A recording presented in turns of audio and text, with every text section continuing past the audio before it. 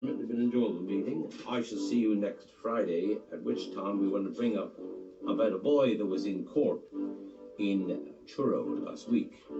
And the prosecutor said, "And what did you do on the 8th of March this year?" And he said, "Bugger all, Your Honour." Now the judge, a little bit hard of hearing, said to the clerk of the court, he said, "What did that boy say?" He said, "The boy said, bugger all, sir." He said, "Something, you tosser, I saw his lips move." So we should bring that up next week. If there's no questions from the floor, thank you for the time. As you know, I'm a very, very busy man, and I've got to go and solve the erudition problem tomorrow afternoon. Thank you.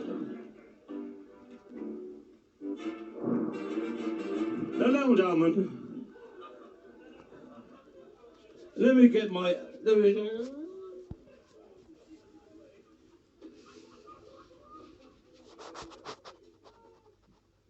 I'd like to let gentlemen thank you for being a wonderful audience tonight. But gentlemen, I'd like to say what a wonderful night I've had.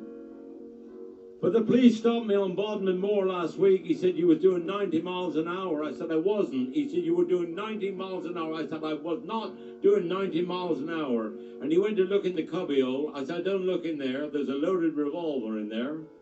And I might as well tell you there's a dead body in the boot. I just shot my wife and I buried her at Temple Four Turnings." He summoned assistance. 13 police cars turned up, 2 helicopters. They closed the road off. And the chief of police got out there and he pulled me out and threw me on the bonnet. He said, "My officer tells me you've got a dead body in your boot and a loaded revolver in your cubbyhole." And I said, "I bet that lying bastard said I was doing 90 miles an hour as well, did he?"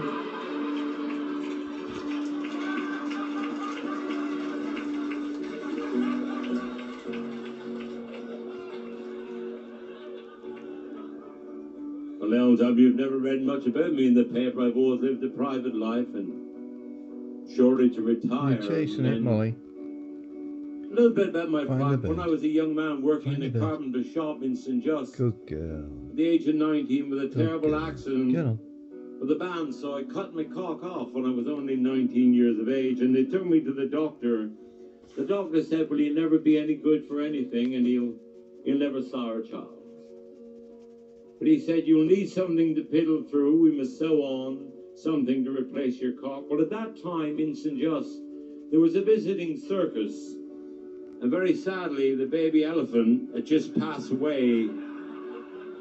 And you bastards are in front of me.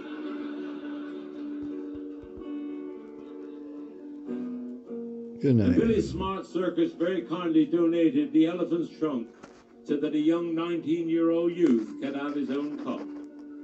I never took it out in public, and I never let anybody know that I had a baby elephant's trunk in my knickers. But about 6 months later, I was sitting at the dinner table, and there was a lovely dark lady sitting across that I quite fancied. And this thing started to stir in my pants. And what happened then, I can't believe, Lelja. My fly front flew open. And this thing slithered across the table, grabbed the bun, and disappeared back my throat.